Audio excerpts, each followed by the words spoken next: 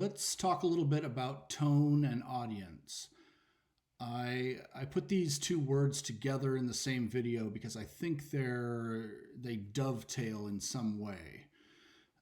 Concerns of tone lead to concerns about audience.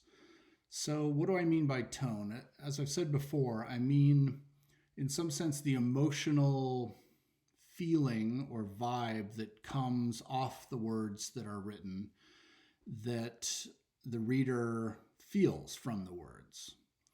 So when you write an email to a prospective employer, the tone you would want them to get from your words would be what?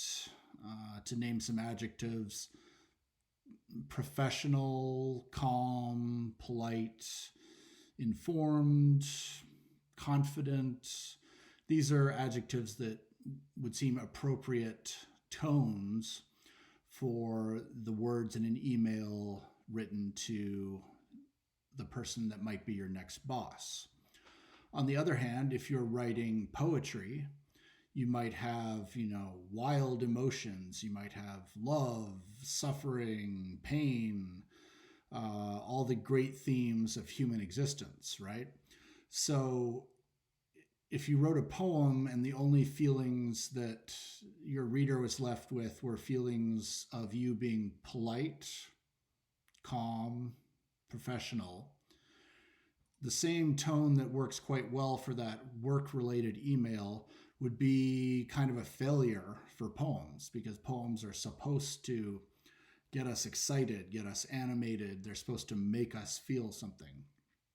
On the other hand, in a professional context, if you're making people feel a lot of emotions, that might be a sign you're going in the wrong direction, right? You don't want someone to be angry after an email you write them, or sad, unless there was really some reason that you're writing an email to express your anger to someone. But I think we all know this is an interesting point about tone and emails. If you have a serious, if you're really angry about something, should you be writing the person an email about it or a text? No, you should be talking to them in person, right?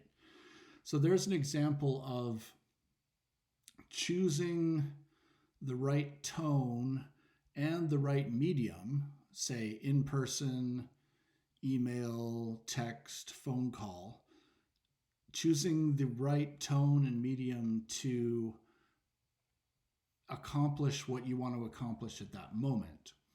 So often people, when they're, at least in the beginning stages of writing, they don't think that much about the tone that their words have for whoever's going to read their writing.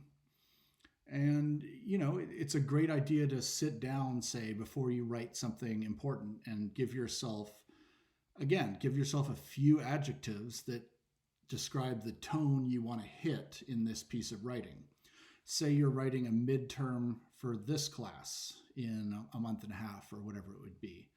What's the tone you want to accomplish to show me as your instructor in a piece of writing? Again, professional, same as an email, right? Calm, informed, maybe enthusiastic, not so enthusiastic that it seems inappropriate, but interested to learn, interested to write this essay that you hope the teacher will enjoy. That's a good way of thinking about the tone you might want for a midterm you're handing in to me or to another professor. If you were at a funeral and you were going to give a speech at a funeral, obviously, say, having a lot of humor might be inappropriate as far as tone. Certainly having like off-color humor or dirty humor or something like that would be so wrong for a funeral, right? So I think we all have an idea of what the appropriate tones are for various needs in life, but we may not have sat down and really brought it to the front of our mind. Like what are the tone needs of a certain piece of writing? So let's look at this from a more concrete direction. Here's a graphic with 4 quite simple English words on it.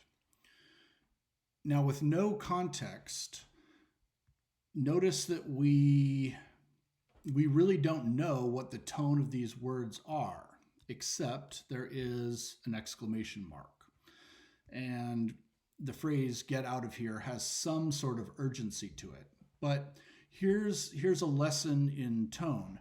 Notice that here are two completely different tones that could belong to this same group of 4 words.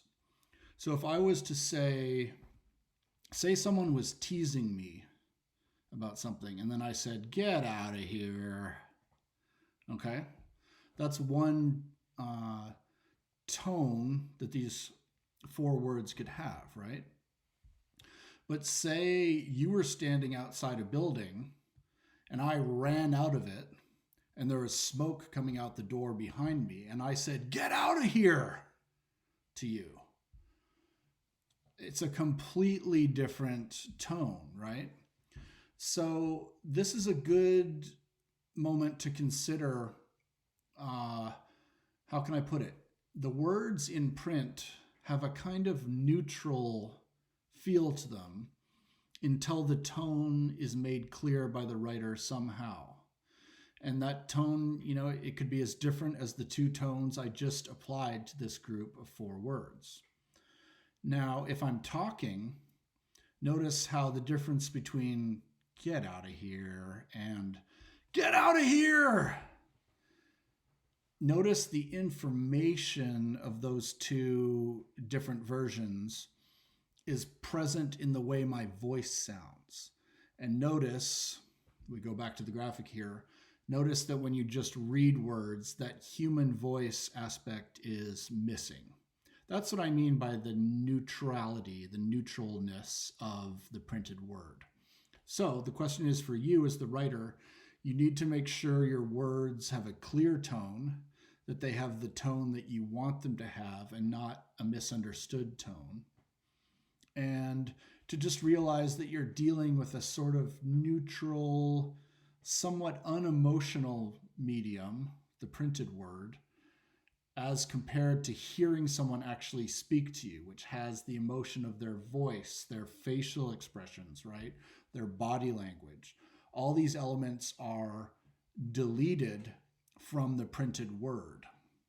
So, interesting to keep this in mind anytime you're writing something. Realize that the person who reads what you've written is not seeing your face. They're not seeing your hands moving. They're not seeing the motions that I'm making right now that give my words a certain, what can I call it, an oomph, right? And there's those 2 fists right there that came with the word oomph.